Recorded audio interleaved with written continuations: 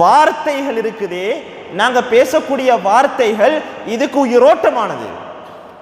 நான் பேசக்கூடிய ஒரு வார்த்தையினால ஒரு மனிதனுடைய வாழ்க்கையை முற்றுமுழுதாக அழிக்கவும் மேலும், நான் பேசக்கூடிய ஒரு வார்த்தையினால ஒரு மனிதனுடைய வாழ்க்கையை வாழ வைக்கவும் மேலும்.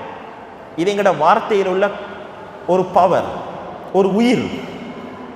இதனால தான் சொல்றாங்க, நல்ல வார்த்தைகளை பேசுங்க, பிள்ளைகளோட நல்ல முறையில் நடந்து கொள்ளுங்க, இரக்கத்தை கொடுத்து நடந்து கொள்ளுங்க, கடின போக்க விட்டுடுங்க. கடின போக்கால அன்பை சம்பாதிக்க முடியாது, இறுக்கமான தன்மைகளால பிள்ளைகளை வழிப்படுத்த முடியாது.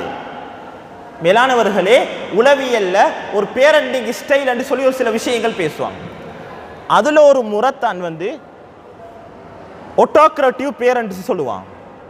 ஒட்டோக்ரேட்டிவ் பேரண்ட்ஸ் சொன்னா இறுக்கமான முறையில் குழந்தைகளை வளர்க்கக்கூடியவங்க, இறுக்கமான முறையில் குழந்தைகளை வளர்க்கக்கூடியவங்க. மேலான பெரியோர்களே, சகோதரர்களே, இந்த உளவியலினுடைய வரையறையை சொல்லக்கூடிய நேரத்தில் சொல்றாங்க, இறுக்கமான முறையினால் குழந்தைகளை வளர்க்கக்கூடிய பெற்றோர்கள்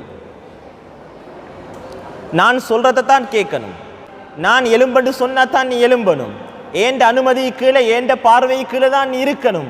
பிள்ளைகளுடைய உணர்வுகள், பிள்ளைகளுடைய அந்தஸ்துக்கள், பிள்ளைகளுடைய மதிப்புகள், பிள்ளைகளுடைய பேச்சுக்கள், இது எதுவுமே தன்னுடைய பெற்றோர்களிடத்தில் எடுப்படுவது கிடையாது. இப்படியாக வளர்க்கப்படக்கூடிய குழந்தைகள் இருக்கிறாங்க தானே, இவங்க நாளைக்கு பின்னாலுடைய எதிர்காலம் இவர்களுடைய மிகவும் கை சேதத்துக்குரிய எதிர்காலமாக மாறிடும்.